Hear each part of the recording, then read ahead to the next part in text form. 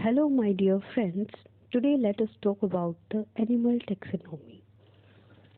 Animal kingdom classification is based on a number of essential characteristics, which includes the organizational levels, symmetry, organizations, those are triploblastic and diploblastic, evolution of coelom, division of the body parts, notochord's presence or absence.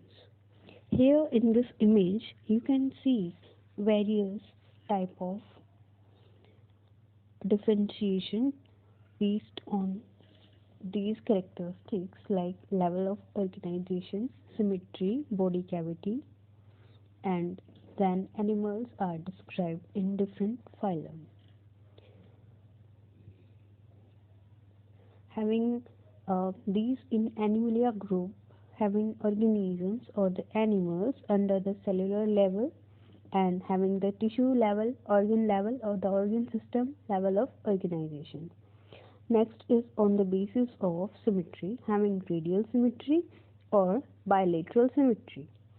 Next is about the body cavity or coelom. Consists of organisms having without body cavity known as acoelomids.